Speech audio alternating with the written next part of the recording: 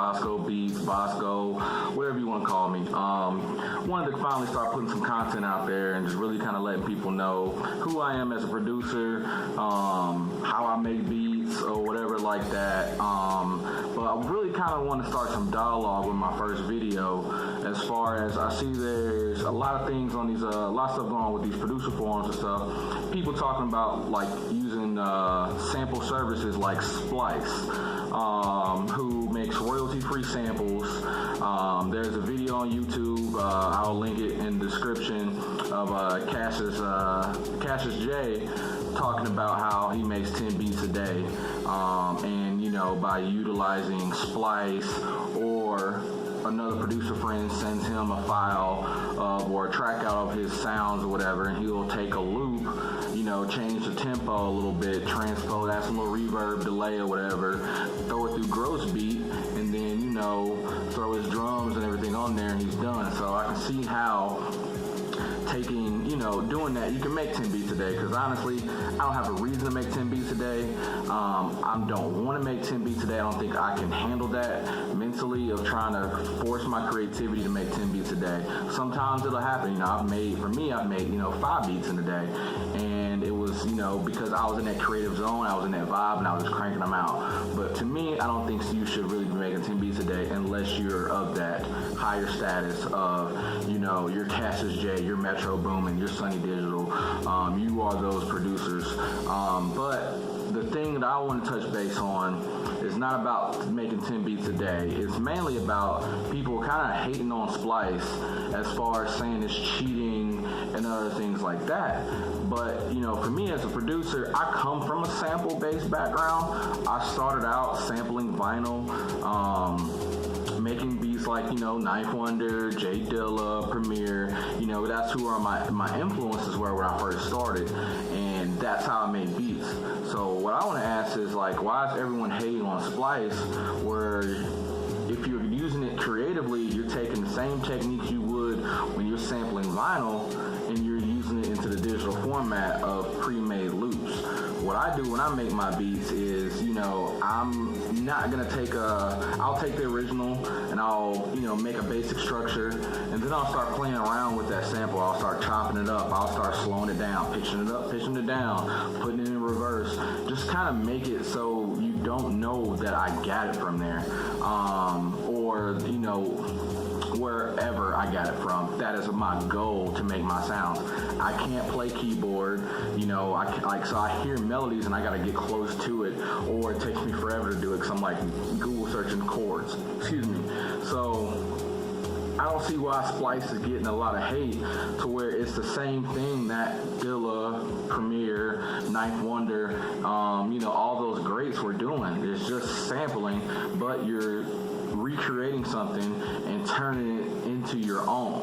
That's what I think I'm doing, and what I'm doing in my opinion. And so I just think, you know, yeah, it's going to be some people out there who are going to use Splice, and, you know, they're going to take the 8-bar loop as it is, not do anything to it, not change it, whatever, and they're going to keep it at the same tempo that it's set for. They're going to throw some trap drums on there, use a Metro Boomin kit, add the 808, and then boom, they're done.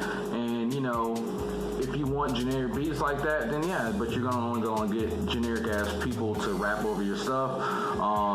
You know, no one's really gonna care, you know, but unless you put that creativity and love into your music, as in which I do, I put my passion, love, and creativity in there, and I want to be different as possible, but, you know, I still try to keep up with the times, with my, you know, with my drums and stuff. But when it comes to sampling, it's always trying to be as creative as possible with that sample. You know, back in the 90s, people did the same thing. They just took, you know, records and just loop stuff. And sometimes it can be really, really dope. Madlib is very known for that. Madlib doesn't really chop his stuff up to little tiny pieces.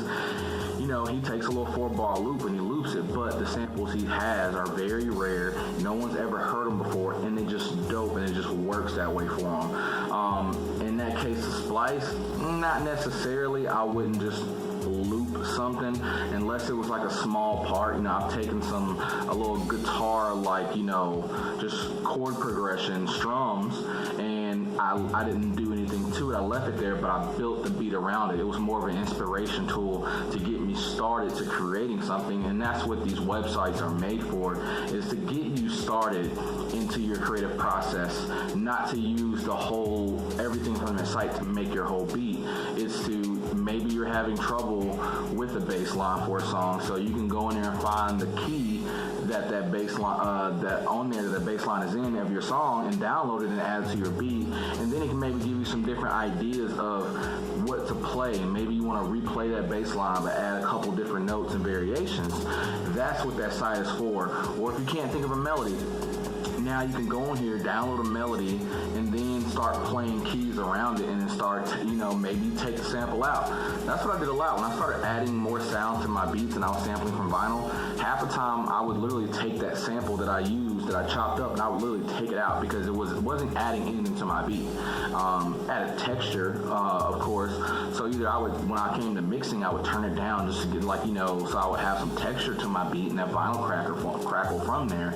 But that is sometimes how it works out, and I think that's how the website should be used, is as something to help your creative process to be able to get that song out, not as a crutch to help you just crank out beats. So that's my 2 cents on using Splice and using other royalty-free sample websites. Just use it as a creative tool to help you to get you to the next edge, to get some ideas out, but don't use Splice as a crutch, because then that's when people are going to start hating on it and be like, oh, you're not a real beat maker because you're using stuff from Splice.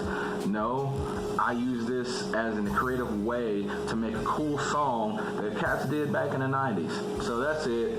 Again, my name is Bosco Flux. I'm going to put all my stuff in my description, so you can go follow me on Instagram. You can go check out my SoundCloud, listen to my stuff. I'm gonna try to post here at least once a week, either some type of dialogue or me mixing a beat or making a beat. We'll see how that goes. Trying to find some screen capture software for PC, so if you know, please let me know, so I can find out. So I would really kind of show you guys my mixing process and maybe get some tips from the people that's already been on here, really, that can show me something, because that's why I'm here, is I want to learn and I want to, create dialogue for a lot of producers out here. So thank you.